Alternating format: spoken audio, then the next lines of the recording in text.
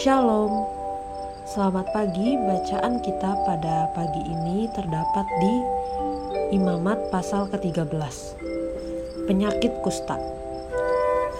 Tuhan berfirman kepada Musa dan Harun, apabila pada kulit badan seseorang ada bengkak atau bintil-bintil atau panau yang mungkin menjadi penyakit kusta pada kulitnya, ia harus dibawa kepada Imam Harun atau kepada salah seorang dari antara anak-anaknya imam-imam itu. Imam haruslah memeriksa penyakit pada kulit itu.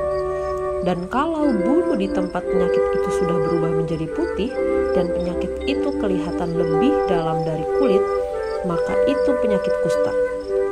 Kalau imam melihat hal itu, haruslah ia menyatakan orang itu najis.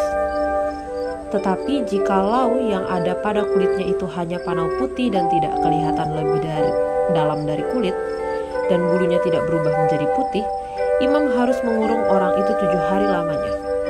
Pada hari yang ke-7 haruslah imam memeriksa dia. Bila menurut penglihatannya penyakit itu masih tetap dan tidak meluas pada kulit, imam harus mengurung dia 7 hari lagi untuk kedua kalinya. Kemudian pada hari yang ke-7 haruslah imam memeriksa dia untuk kedua kalinya.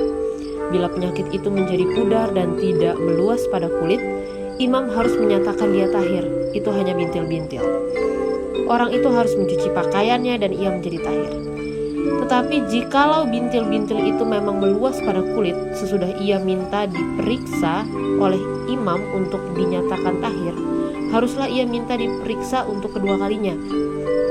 Kalau menurut pemeriksaan imam, bintil-bintil itu meluas pada kulit, imam harus menyatakan dia najis, itu penyakit kusta.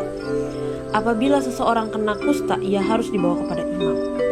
Kalau menurut pemeriksaan imam pada kulitnya ada bengkak yang putih yang mengubah bulunya menjadi putih dan ada daging liar timbul pada bengkak itu, maka kusta idapanlah yang ada pada kulitnya.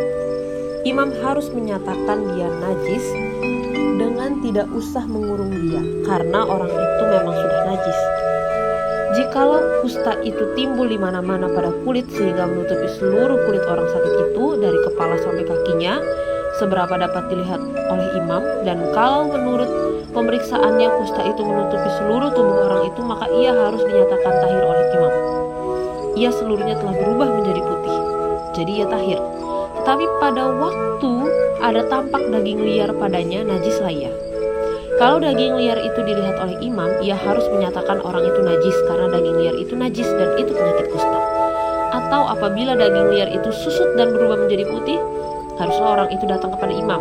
Kalau menurut pemeriksaannya penyakit itu telah berubah menjadi putih, haruslah imam menyatakan orang itu tahir, memang ia tahir.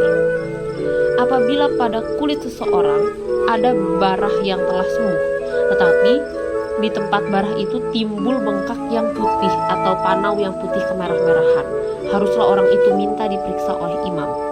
Kalau menurut pemeriksaannya panau itu kelihatan lebih dalam daripada kulit dan bulunya telah berubah menjadi putih, maka imam harus menyatakan orang itu najis karena penyakit kustalah yang timbul di dalam barah itu. Tetapi jikalau panau itu diperiksa oleh imam dan ternyata tidak ada bulu yang putih padanya dan tidak lebih dalam daripada kulit, malahan pudar, imam harus mengurung orang itu 7 hari lamanya. Dan jikalau panau itu memang meluas pada kulit, imam harus menyatakan dia najis, itu penyakit kusta. Tetapi jikalau panau itu masih tetap dan tidak meluas, maka itu bekas barah, dan imam harus menyatakan orang itu tahir. Atau apabila pada kulit seseorang ada lecur karena api dan daging liar yang timbul pada lecur itu menjadi panau yang putih kemerah-merahan atau putih, maka imam harus memeriksa panau ini. Bila ternyata bulu pada panau itu berubah menjadi putih dan panau itu kelihatan lebih dalam dari kulit, maka yang timbul di dalam lecur itu adalah penyakit kusta, dan imam harus menyatakan orang itu najis, itu penyakit kusta. Tapi jikalau menurut pemeriksaannya tidak ada pada panau itu bulu yang putih dan panau itu tidak lebih dalam daripada kulit, maka malahan pudar, imam harus mengurung orang itu 7 hari lamanya. Pada hari yang ke-7, imam harus memeriksa lagi dia. Jikalau panau itu memang meluas pada kulit, maka haruslah imam menyatakan dia najis, itu penyakit kusta. Tetapi jikalau panau itu masih tetap dan tidak meluas pada kulit, malahan pudar, maka itu bengkak lecur. dan imam harus menyatakan dia tahir sebab itu bekas lecur. Apabila seorang laki-laki atau perempuan mendapat penyakit pada kepala atau pada janggut, imam harus memeriksa penyakit itu. Bila itu kelihatan lebih dalam dari kulit dan ada padanya rambut halus yang kuning, maka imam harus menyatakan orang itu najis karena itu kudis kepala, yakni kusta kepala atau kusta janggut. Dan apabila menurut pemeriksaannya penyakit kudis itu tidak kelihatan lebih dalam dari kulit dan tidak ada padanya rambut yang hitam, maka imam harus mengurung orang yang kena penyakit kudis itu 7 hari lamanya. Pada hari yang ke-7, imam harus memeriksa penyakit itu. Bila ternyata kudis itu tidak meluas dan tidak ada rambut yang kuning padanya dan kudis itu tidak kelihatan lebih dalam dari kulit, maka orang itu harus bercukur. Hanya tempat kudis itu tidak boleh dicukurnya. Lalu imam harus mengurung orang yang kena kudis itu untuk kedua kalinya 7 hari lagi. Kemudian pada hari yang ke-7 imam harus memeriksa lagi kudis itu.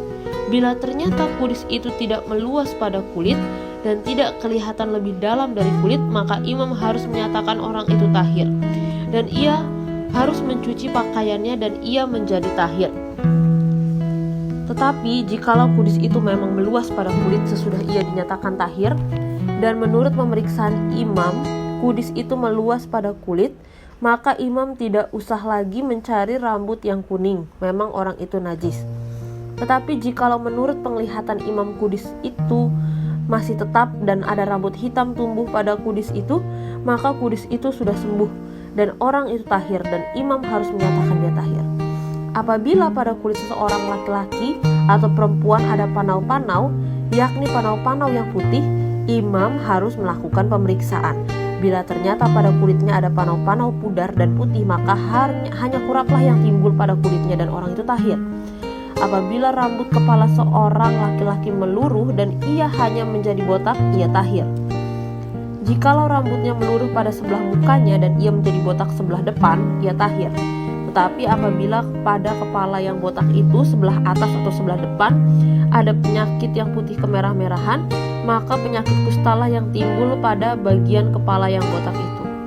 Lalu imam harus memeriksa dia. Bila ternyata bau bengkak pada bagian kepala yang botak itu putih kemerah-merahan dan kelihatannya seperti kusta pada kulit, maka orang itu sakit kusta dan ia najis, dan imam harus menyatakan dia najis karena penyakit yang di kepalanya itu.